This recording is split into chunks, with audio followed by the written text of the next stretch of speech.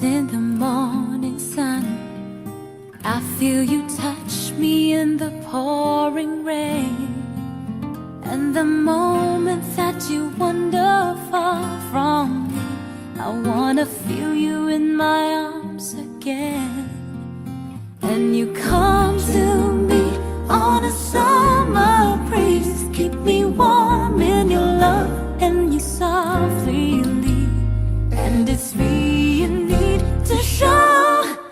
How deep is your love? How deep is your love? How deep is your love? I really need to learn, 'cause we're living in a world of fools, breaking us down when they all should let us be. We belong to you and me. I believe in you. You know the door to my very soul. You're the light in my deepest, darkest hour. You're my savior when I fall. And you may not think that I care for you, when you know down inside that I really do. And it's me you need to show. How deep is your love? How deep is your love? I really need to learn, 'cause we're living in a world of fools, breaking us down when they all should let us be. We belong to you and me.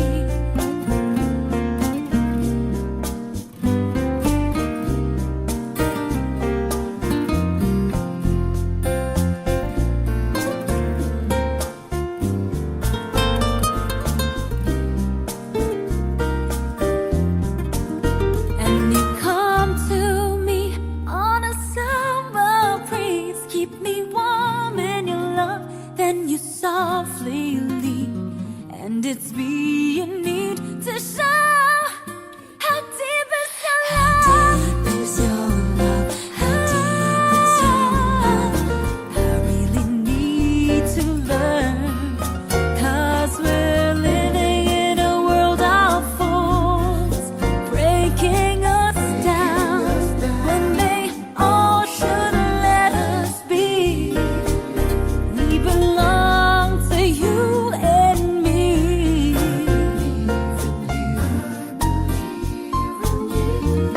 How deep is your love? How deep is your love? Oh, I really need to learn, 'cause we're 1, 0. Hola, buenas noches. Soy el doctor Miguel Flores, presidente del Colegio de Pediatras de Yucatán. A nombre de la mesa directiva del Colegio de Pediatras de Yucatán, quiero darles la bienvenida a nuestra segunda sesión online. Todos pueden conectarse a través de la página del Facebook del Colegio de Pediatras de Yucatán.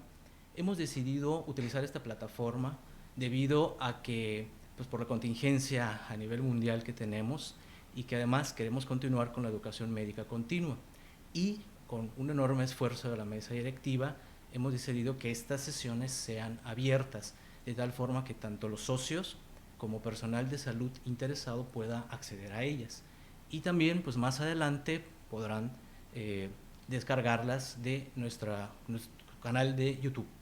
Pues bien, vamos a tener hoy dos pláticas. La primera plática es neuronutrición infantil, que realizará el doctor Gerardo Antonio Zagols Méndez. El doctor Gerardo es gastroenterólogo pediatra, prácticamente ampliamente conocido aquí en la clínica y en todo Mérida. Él es expresidente del Colegio de Pediatras y también miembro activo de la mesa directiva del colegio.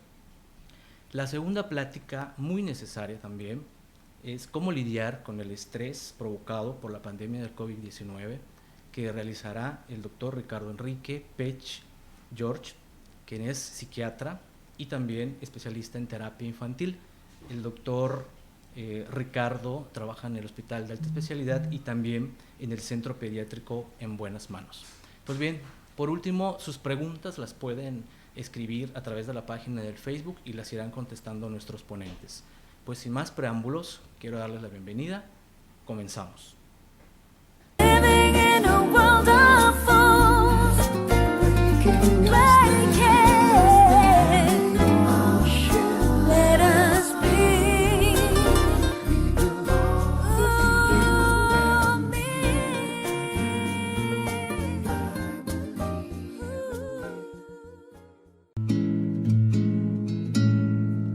When the night has gone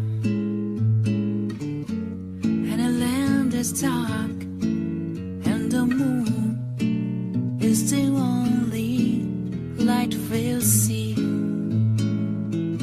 Hola, ¿qué tal? Muy buenas noches. Antes que nada, pues quiero agradecer la atenta invitación del Colegio de Pediatras de Yucatán para participar en esta jornada académica. También quiero aprovechar la ocasión para dar un merecido reconocimiento a todos aquellos compañeros que trabajan activamente en la atención de los pacientes con COVID. Y de igual forma a todos nosotros, seguir las indicaciones que nos marcan las diferentes instancias oficiales en el país. Como ya mencionó el doctor Miguel Flores, vamos a hablar de un tema que considero que es muy importante para todos nosotros como personal de salud. Gente que trabajamos con la atención de los niños y muchas veces hay aspectos que se nos pasan por alto. Como ella mencionó, vamos a hablar de la neuronutrición infantil, o sea, de algunos aspectos, porque realmente son muchos, que participan en el hecho de lograr que el desarrollo neurológico se alcance en forma óptima. Para esta presentación quiero también agradecer al Departamento de Nutrición Integral, Valoración y Planificación para tu Salud, integrado por las nutriólogas Marta Silva Canto, Adriana Estrada Chalé y Anita Margarita Salazar Barrientos, quienes originalmente teníamos pensado hacer una mesa panel, pero por condiciones de la contingencia se tuvo que dejar como una sola presentación, pero ellas me ayudaron mucho en eso. Entonces quiero darle las gracias a ellas. Vamos a iniciar con la presentación, vamos a empezar con este tema que espero que sea de mucho interés para todos ustedes. Los objetivos de la presente plática son, en primer lugar, identificar la oportunidad que tenemos todos como personal de salud en fomentar una adecuada nutrición infantil en el cumplimiento de los derechos de la infancia. 2, revisar algunos aspectos nutricionales que participan en el neurodesarrollo. Y 3, conocer algunas de las medidas, algunas de las recomendaciones que podemos hacerles como personal de salud para que podamos todos juntos lograr y ayudar a estos niños a alcanzar una buena neuronutrición infantil. El desarrollo cognitivo, como todos sabemos, es un proceso evolutivo de transformación que permite al niño ir desarrollando habilidades y destrezas por medio de la adquisición de experiencias y aprendizajes para su adaptación al medio y que incluyen la atención, la memoria, la conceptualización y, por supuesto, la resolución de problemas. El desarrollo de muchas funciones, como son algunas destrezas cognitivas, sociales y afectivas, se pueden desarrollar a lo largo de toda la vida de los individuos. Nosotros todo el tiempo podemos mejorar en este aspecto.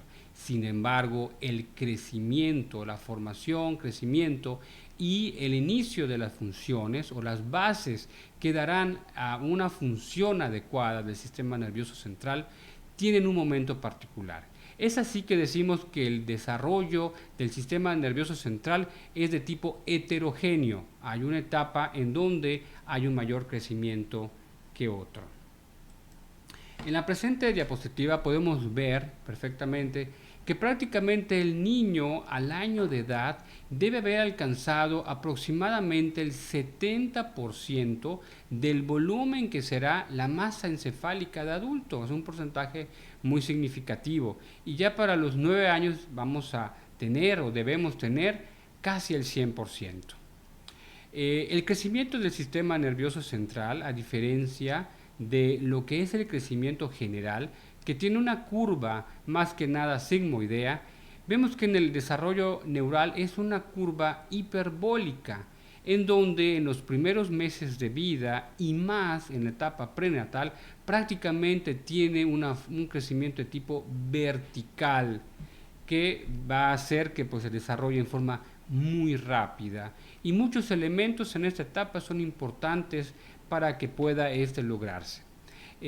Muchas funciones y destrezas neurológicas se deben empezar a adquirir en forma temprana y se crean las bases para ello. Por ejemplo, el desarrollo motor empieza desde la etapa prenatal y continúa hasta prácticamente los 3-6 años de vida. Muchas funciones, como es el control emocional, el apego social y el lenguaje, dan inicio a partir del nacimiento y se deben alcanzar en forma significativa entre el primero al tercer año de vida.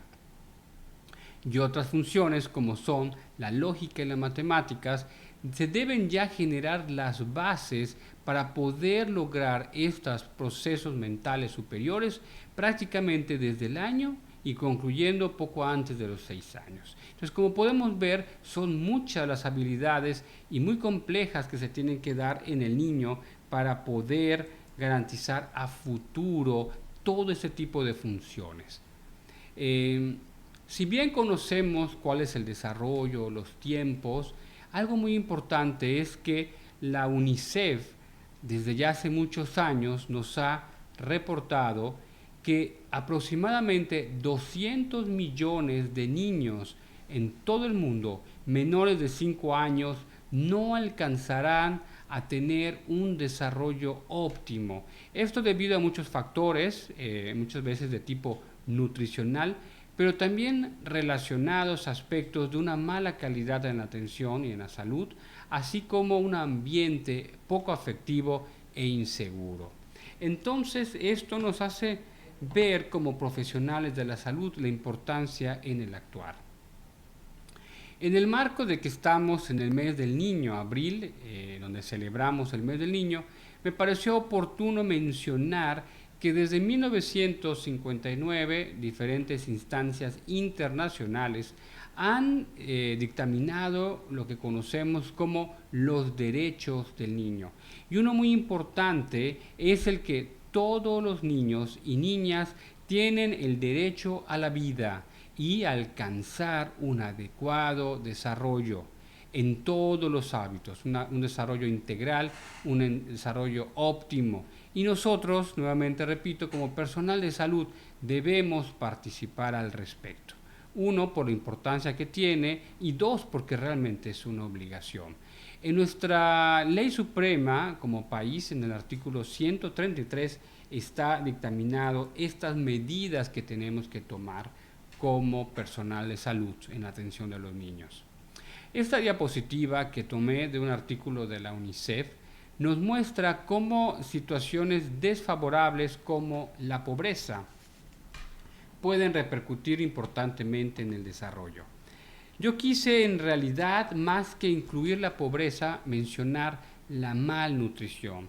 La malnutrición es un estado que no se da solamente en los niveles económicos bajos. Hay niveles económicos con más adquisición monetaria, que sin embargo, por la mala educación de los padres y la responsabilidad de ellos, condicionan una malnutrición en los niños. Esto va a desarrollar junto con diferentes factores sociales y adversos a condicionar pues un riesgo importante de infecciones en el niño que lo lleva a una detención del crecimiento. Este entorno social desfavorable, la mala nutrición, los efectos sociales adversos condicionan un ambiente en donde prevalece muchas veces el estrés, la depresión, hay una baja responsabilidad de los padres, así como bajos niveles o fomentación de la educación. Todo esto condiciona, por supuesto, un ambiente desfavorable, pocos estímulos en la casa durante la infancia que le permitan al niño adquirir las destrezas y lograr cumplir ese potencial que los derechos de los niños nos refieren. Esto nos lleva, por un lado, a fomentar más la detención del crecimiento, y por otro lado a no adquirir en forma oportuna destrezas como es aspectos pobres a nivel cognitivo, motor, psicológico y en varios aspectos. Esto finalmente en el análisis encontramos niños con una baja capacidad intelectual en la etapa escolar, que muchas veces los lleva a la deserción en los estudios.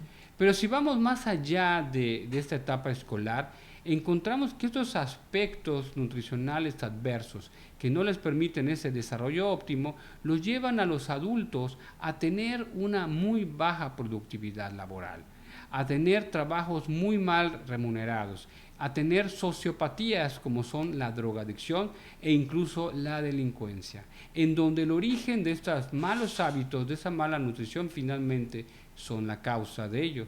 Entonces así podemos ver que todos como sociedad y país somos afectados si no se logra cubrir este nicho de deficiencia en un gran sector de la población. En esta diapositiva quiero ilustrar cómo durante el tiempo temprano el niño es susceptible a muchos factores ambientales adversos para ser afectado con respecto al desarrollo neurológico. Se sabe que desde la concepción hasta aproximadamente los 2 a 3 años, el niño es muy vulnerable. A esta etapa se le conoce como el periodo crítico del desarrollo, porque es el momento en donde diferentes funciones se empiezan a dar. Algo importante es que ciertas deficiencias nutricionales pueden afectar el desarrollo. Y de igual forma, si no se toman en cuenta que muchos elementos de lo que es el encéfalo, que tienen un ritmo, un patrón de crecimiento bien establecido cronológicamente, pierden la sincronía. Es como que para el desarrollo neurológico estemos escuchando un concierto musical en donde los violines suenan y de pronto entra el trombón, y en medio del trombón de pronto escuchamos unos platillos. Es una armonía, y cuando no se encuentra esta sincronía en el desarrollo de los diferentes elementos neurológicos, van a condicionar daño importante, que va a ser a futuro que el paciente, niño mayor o adulto, tenga problemas, déficit de atención o incluso el riesgo de esquizofrenia. Entonces, esto es muy importante a considerar. A este periodo se le ha llamado el periodo de los primeros 1000 días de vida en el niño, que podemos mencionar más que una etapa de riesgo como una ventana de oportunidad para implementar acciones en beneficio de estos niños. En la presente diapositiva, un poco compleja, podemos ver los diferentes momentos. Por ejemplo, en las etapas tempranas de la gestación se encuentra principalmente la neurogénesis y posteriormente la migración de las neuronas que se forman en la glía y van finalmente a formar la corteza, en donde posteriormente se darán los diferentes procesos mentales. Prácticamente en forma abrupta, a las 32 semanas de gestación se incrementa la mielinización, haciendo que ésta pueda mejorar la conexión en las diferentes partes del encéfalo. Muchas estructuras como el hipocampo también, que es la que se relaciona con la memoria, con la atención o la corteza, también tienen un desarrollo muy importante. Y además del crecimiento, como ya mencioné, la pérdida de sincronía de todo el desarrollo de todos estos elementos puede condicionar daños importantes. Lo que quiero mencionar con esta diapositiva es que la nutrición, el adecuado suministro de nutrimentos de la madre al feto, es el que da el ritmo de crecimiento. Si este ritmo de crecimiento o esta administración de nutrimentos, sobre todo como por ejemplo las proteínas, que son los elementos plásticos que ayudan al crecimiento, a la formación, no se dan en forma óptima, el daño o la afección que pueda encontrarse en el niño, sea leve o grande, puede ser irreversible. Entonces es una etapa que debemos ver como una ventana de oportunidad para la atención de estos niños. En la presente diapositiva quiero ilustrar cómo en estos primeros 1000 días diferentes elementos estructurales del encéfalo, como las neuronas, los oligodendrocitos, los astrocitos, tienen una implicación importante. Por ejemplo, a nivel anatómico, en el desarrollo, en la formación del encéfalo, se sabe que participan en forma importante proteínas, carbohidratos, hierro, cobre, zinc, ácidos grasos de cadena larga, poliinsaturados, yodo, vitamina A, vitamina B, C, D y C.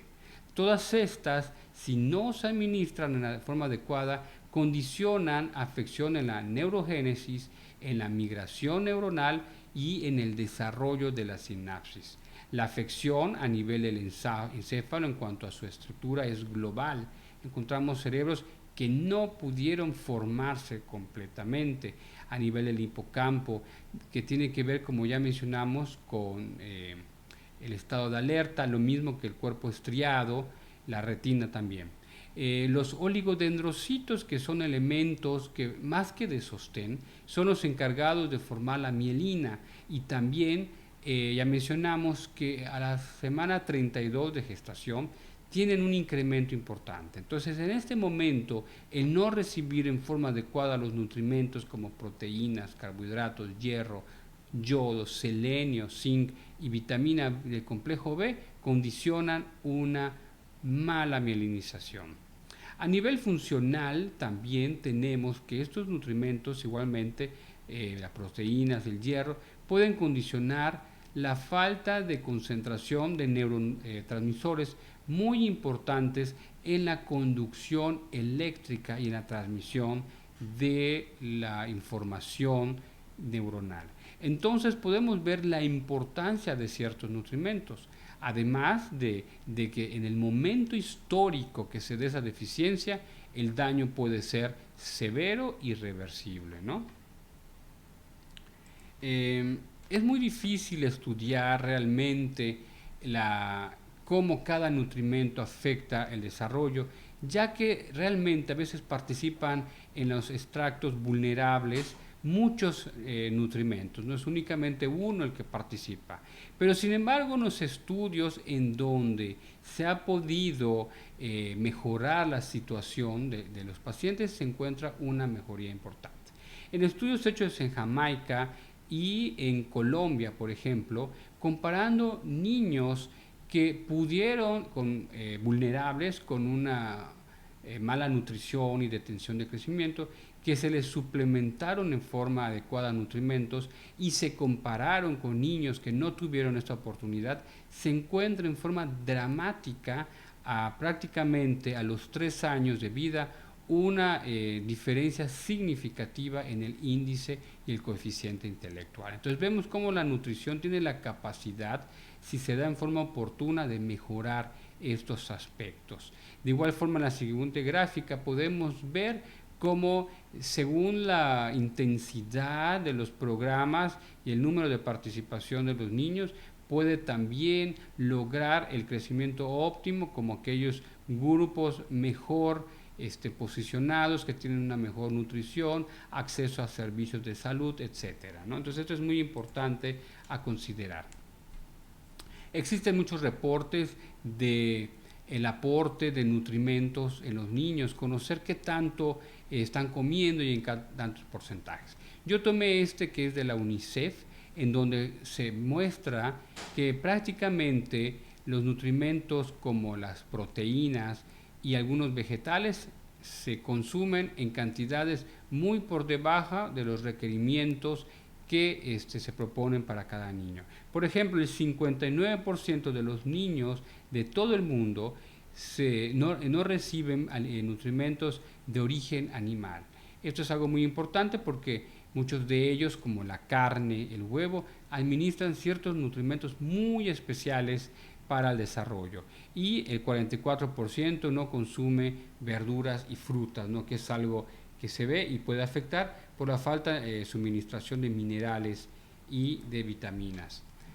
En esta gráfica de una de las encuestas nacionales de nutrición hechas en México en el 2012, se marcaba perfectamente cómo en la encuesta se encontraba el déficit en el consumo de minerales como el hierro y el zinc, que no alcanzaba ni el 50% de la adecuación que debe tener de los requerimientos para el grupo de edad. Estaba muy por debajo. De ahí la importancia que al hierro se le debe estar vigilando en los niños para poder ayudarlos a su desarrollo. Entonces, esta desde entonces ha sido una medida muy importante, suministrando a las mujeres embarazadas y en niños vulnerables este mineral. En esta misma encuesta se encontraron datos muy interesantes. Encuestando a los padres se encontró que el 80% de los niños, de las madres, tienen un conocimiento incompleto de la nutrición. Ellas mencionaban que conocían realmente qué alimentos eran ricos en hierro y se vio que solo el 40% de estas madres, al preguntarles en forma específica, identificó la carne de res, el huevo y las vísceras como principales fuentes de hierro. Entonces se encuentra que hay un mal conocimiento, una desinformación por muchos padres, ¿no? El 60% de los niños recibe en pocas cantidades productos de origen animal. La res, por ejemplo, es una carne que no se consume comúnmente. Hay niños que pasan 2-3 semanas en que no la consumen. Y esto no por cuestiones económicas, sino principalmente por cuestiones culturales. Independientemente de que el cerebro representa solo el 2-3% de todo el peso corporal del niño, por ser un órgano tan importante, consume el 20% de toda la energía de los nutrimentos y sobre todo en la etapa de gestante y de los primeros meses de vida. La nutrición sabemos que es muy importante para una buena plasticidad, formación y conexión de neuronas, mayor número y fortaleza de la sinapsis, entonces es muy importante. Y en México, como todos sabemos, existe una mala cultura nutricional, que es la que tenemos nosotros que ver. En esta encuesta nacional de nutrición del 2018 se corrobora lo mencionado por la UNICEF, en donde nutrimentos como las carnes, el huevo y las verduras no alcanzan ni el 50% de los requerimientos del niño. Las proteínas, que es el principal macronutrimento para el desarrollo, tenemos que este nutrimento, cuando hay una deficiencia, encontramos cerebros más pequeños, hay una deficiencia en la neurogénesis, síntesis de RNA y DNA, y menos sinapsis y menos neurotransmisores. Es así que este elemento nutricional es muy importante para el desarrollo. En estudios hechos en niños menores de 1 año, en donde tienen una detención de crecimiento por diferentes patologías o tienen un peso por debajo de la edad gestacional, es un indicador importante de que nos muestra que va a haber un índice intelectual bajo a los 9 meses, por lo que es un grupo más vulnerable que requiere atención. Las recomendaciones en la ingesta de proteína durante el embarazo pues deben incrementarse a prácticamente 71 gramos, o sea, aumentan de 0.8 por kilo día a 1.1 gramos kilo día. Esto es muy importante, ya que de no darse en forma adecuada, estas proteínas, más que ser administradas al niño, sirven para metabolismo en la madre y no permiten el adecuado crecimiento. Se sabe que un adecuado suministro de proteínas en la madre disminuye la incidencia de nacimientos prematuros, la muerte fetal, y disminuye los bajos pesos al nacer. Entonces es un elemento muy importante. La lactancia materna es el alimento indispensable ya en los niños después del nacimiento. Este garantiza la administración de adecuadas cantidades y la calidad de la proteína. Así que como personal de salud siempre debemos fomentarla, de empoderar a la familia, de empoderar al entorno de la madre y empoderarnos también nosotros para poder lograrla. Aquí podemos ver cómo en las lactantes, si el consumo promedio de proteínas en el adulto es 50 gramos, debe incrementarse 15 gramos durante los primeros 6 meses de lactancia y a 12 gramos. Y es una medida que tenemos que recomendar. Muchas madres nos preguntan acerca de la dieta de ellas y a veces nos dedicamos a explicarles sobre algunos minerales y no les explicamos la importancia del consumo de proteínas en ellas. Aquí podemos ver los requerimientos en los niños por edad de las proteínas. Sin embargo, quiero comentar que más que el consumo de proteínas, también es importante conocer la diversidad de ellas, ya que en las encuestas se encuentra que el consumo de res, una carne muy importante, es baja, y ni qué decir del pescado, que es prácticamente la única fuente de suministro de ácidos grasos de cadena larga, como el DHA, que vamos a ver posteriormente que es indispensable. Entonces, la recomendación al consumo y variedad de las proteínas es también un elemento que tenemos nosotros que instruir a las madres al respecto. Las proteínas realmente podemos clasificarlas en aquellas de alto valor biológico, y son de alto valor biológico porque nos suministran aminoácidos esenciales. También no quiero pasar por alto que las proteínas en exceso durante el primer año de vida pueden condicionar aumento de la resistencia a la insulina y riesgo de obesidad. Entonces necesitamos instruir en forma adecuada a los padres sobre la cantidad y la calidad de proteínas. Con respecto a los aminoácidos, por ejemplo, la N-metionina es un aminoácido esencial que participa importantemente en procesos del estado de ánimo, así como la síntesis de algunos neurotransmisores como la dopamina y la serotonina, y aparte es un antioxidante. La fenilalanina también participa en el proceso de la memoria y aprendizaje y la síntesis de neurotransmisores, además de que es también fuente de síntesis de la hormona tiroidea, que es indispensable también para el metabolismo. El triptófano también en mejorar el estado de ánimo, aliviar el insomnio y muchos otros procesos mentales importantes en el desarrollo. Quiero hablar un poquito del hierro. El hierro es un elemento muy importante. Se encuentra prácticamente en todo el globo terráqueo. Sin embargo, como ya mencionamos, de acuerdo a los reportes de la OMS y de las diferentes encuestas nacionales de nutrición nacionales, se sabe que es la principal deficiencia en cuanto a los minerales. ¿Sí? Existen grandes grupos con este problema. Algo muy importante a considerar, que independientemente que la gran cantidad de los alimentos lo contengan, muchos de ellos tienen una baja biodisponibilidad e incluso la absorción es muy limitada, siendo de 5 al 10%, por lo que tenemos nosotros que tomar medidas con respecto a cuáles son los nutrimentos o los alimentos adecuados para ayudar a la absorción de este mineral tan importante.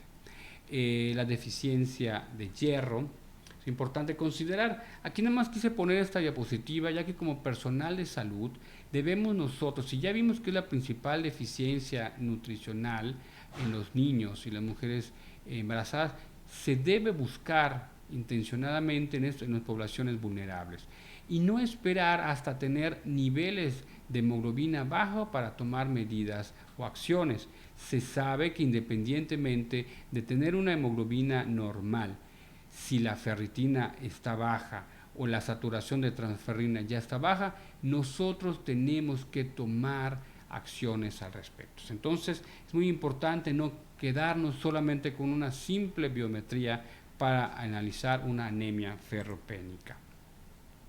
Las principales fuentes de hierro, bueno, se encuentran en varios alimentos. Se sabe que al nacer prácticamente el niño tiene una reserva de 75 miligramos por kilo, y este hierro principalmente se utiliza para la formación de hemoglobina, algunas proteínas del músculo, pero algo muy importante que se ha visto es que también participa en forma importante en la mielinización, y la carencia de este mineral en la etapa temprana, en esos 1000 días, va a condicionar una afección neurológica irreversible, ¿no? Recordar que el hierro se encuentra principalmente en muchos productos de origen animal, como carnes rojas, vísceras, la yema de huevo, y la gran mayoría de la gente utiliza el hierro de elementos como leguminosas, pero instruir a las madres sobre el consumo de estos elementos de origen animal. Algo también importante a considerar es que, de acuerdo a las nuevas guías de la alimentación complementaria, la carne se debe introducir en forma temprana Prácticamente sabemos que si el niño es alimentado exclusivamente con leche materna, la alimentación complementaria empieza a los 6 meses y durante ese primer mes, además de algunos frutas y vegetales, se debe administrar carnes. Aquí podemos ver algunos requerimientos de hierro en las diferentes edades, pero lo que quise ilustrar más acá es que estemos muy pendientes de los grupos vulnerables, como son niños que nacen con bajo peso, estar pendientes de los niveles de transferrina, ferritina, o en niños que tienen, muchos de nuestros niños yucatecos que vemos en la consulta, que vienen con talla baja de tensión de crecimiento, en donde una biometría hemática nos menciona que tiene una hemoglobina por arriba de 12, pero seguramente si no lo estudiamos perfectamente tendrán niveles de transferrina muy bajos y tenemos que suplementar, además de orientar con respecto a la dieta, suplementar. Finalmente, el nutrimento que también está un poquito en boga es el uso de los ácidos grasos de cadena larga, omega 3. Estos están implicados en múltiples procesos metabólicos del organismo, regulando funciones básicas para la salud. Existen diferentes estudios que nos muestran que la suplementación de DHA principalmente permite una adecuada neurogénesis y ayuda a los mecanismos de transmisión de los mensajes del sistema nervioso central. En esta diapositiva quise mencionar que pues, nuestro país tiene más una dieta considerada occidental, en donde el consumo de pescado es prácticamente nulo. Podemos ver que México se encuentra en el grupo en donde el consumo de este producto es muy bajo. Entonces tenemos nosotros que educar a la familia con respecto al uso de carnes, pero también que sepan que debe ser variada para poder suministrar, como ya dijimos, hierro y en este caso los ácidos grasos. Los ácidos grasos de cadena larga, poliinsaturados, vienen de dos elementos, se originan de dos elementos, de dos ácidos grasos esenciales, como es el ácido alfa-linoleico y alfa-linolénico.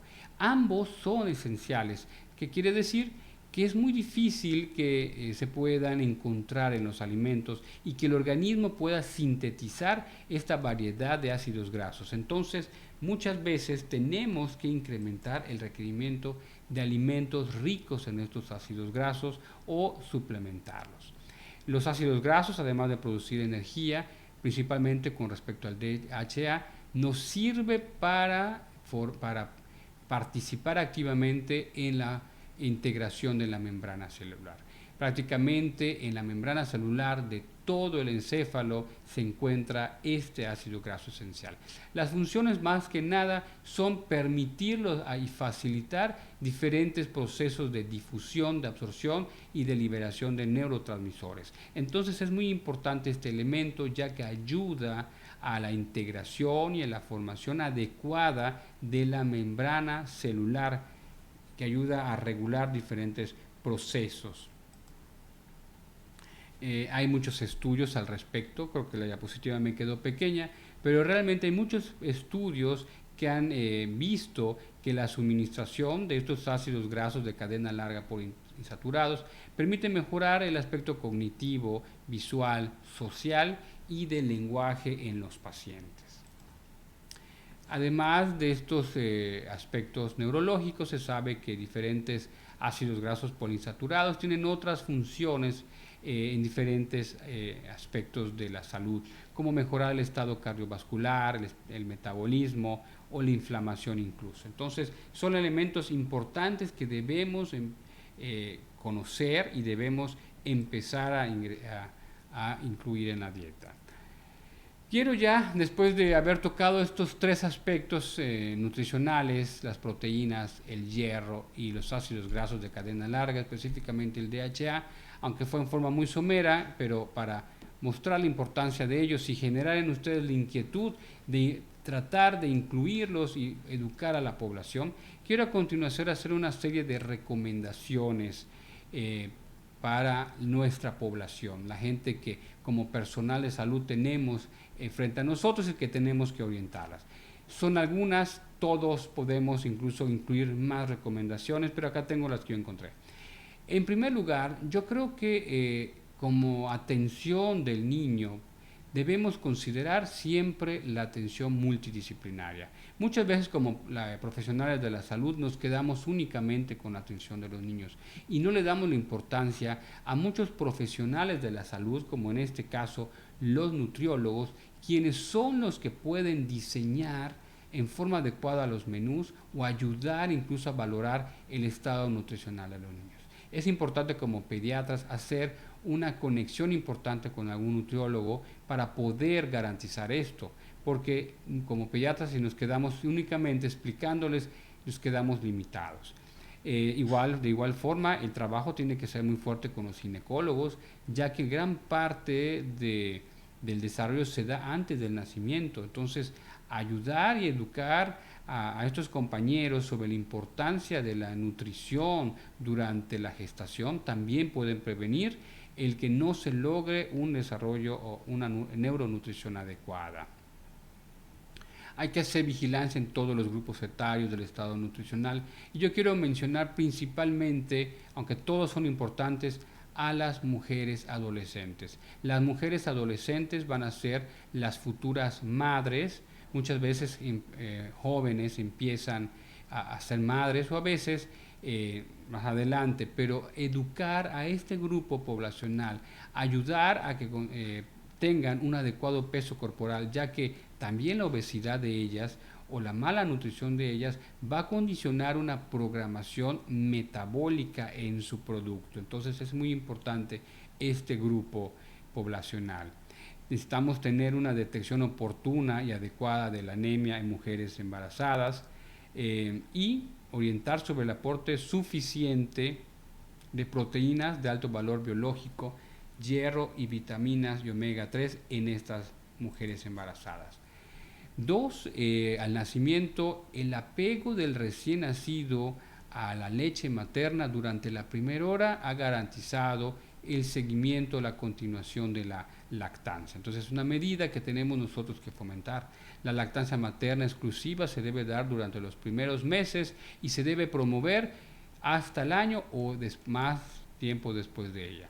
La introducción temprana de alimentos como la carne también debe ser algo que debemos nosotros tener en cuenta cuando estemos dando una alimentación complementaria en los niños. Educar sobre la importancia de utilizar diferentes fuentes de proteína de carne, como la res, como el pescado, el cumplimiento de los requerimientos proteicos en las diferentes edades, sin excedernos. La importancia del desayuno, también quise incluir ya que en diferentes reportes, y creo que en nuestra población también es muy común, el desayuno, que es un elemento muy importante, muchas veces es descuidado por las madres. Existe evidencia de que su omisión tiene consecuencias negativas en el aprendizaje, especialmente en el niño que no está bien nutrido, provocando disminución de la respuesta de estímulos, incremento de errores y disminución de la atención y de la memoria. Entonces, el desayuno es un elemento muy importante en este grupo de niños. La hidratación también es una práctica poco realizada en los niños, sobre todo en aquellos niños deportistas. El fomentar el consumo de agua simple en cantidades adecuadas es algo que también debemos tomar en cuenta, ya que mejora, como mencionamos, la concentración y la memoria. Se sabe que en adultos mayores la principal causa de demencia senil es la deshidratación por la falta de consumo de este elemento vital tan importante. La ingesta de lípidos no debe ser mayor del 30% y siempre recomendar alimentos ricos en ácidos grasos poliinsaturados omega 3. Acá tengo los requerimientos para las diferentes edades que sería bueno que luego puedan ustedes ver. La prevención de la anemia es muy importante, garantizando pues una buena nutrición de la gestante, la lactancia materna, y conocer aquellos grupos vulnerables en donde tenemos que administrar en forma complementaria ciertos suministros de hierro. Y bueno, creo que he tomado ya el tiempo para esta presentación. Agradezco sinceramente su atención, esperando que haya sido de utilidad para todos ustedes, y están mis datos en esta diapositiva por si me quieren contactar a través del correo Gmail, es gesagols@gmail.com. Tengo 2 preguntas que nos han hecho en la página de Face. Uno del doctor Jorge Castellanos, gran amigo y gran colaborador del colegio. Él nos menciona cómo intervienen las dietas vegetarianas y veganas en la neuronutrición. Definitivamente en los niños pequeños una dieta vegana prácticamente es imposible, porque una dieta vegana o vegetariana no incluye alimentos de origen animal tan importantes. Muchos de los ácidos grasos esenciales, de los grandes niveles de hierro se encuentran en productos de origen animal. A nosotros nos ha tocado muchas mamás que desean ese tipo de alimentación. Únicamente ya después de los 5 años podemos adecuarla sin que sea una dieta vegetariana o vegana completa, únicamente dejando el consumo de lácteos o huevo, ¿no? Pero esto realmente es muy importante. Es importante que nosotros enseñemos que la dieta debe incluir tanto alimentos vegetales como de origen animal. Y también la doctora Musaret, Saidi Musaret, expresidenta de nuestro colegio de pediatras, un gran profesional de la salud que está siempre activa y me imagino que ahorita en el Orán está con mucha actividad. Ella nos pregunta cuáles son los criterios para solicitar pruebas de ferritina y transferrina. Realmente yo creo que en todo aquel niño que sospechemos se tiene que pedir. Por ejemplo, aquí en la consulta yo manejo más que nada consulta privada y llegan niños que a veces tienen detención de crecimiento o no comen. Entonces, si yo quiero estudiar, les tengo que pedir. Pero obviamente tenemos que considerar a la población vulnerable. Muchos niños con infecciones recurrentes, niños con bajo peso, con detención de crecimiento, que están en un entorno que sabemos que puede ser que no le ofrezcan una dieta completa, adecuada y variada, tenemos que estudiarlo, porque si nos quedamos solo con la biometría hemática y la hemoglobina por arriba de 12, pensamos que todo está bien, pero si estudiamos más a fondo la ferritina y la transferrina, descubriremos que tienen ya déficit de este elemento y entonces deberemos tomar medidas como la suplementación. Y bueno, muchas gracias por las preguntas y quedan a cargo a continuación de otro compañero. Gracias. No, I won't be afraid. Oh, I won't be afraid. Just as long as you stand by me. So darling, stand by me. Oh, stand by me. Oh, stand by me, stand by me. If the sky that we look upon should tumble and fall, all the mountain should crumble to the sea, I won't cry, no, I won't shed a tear. Just as long as you stand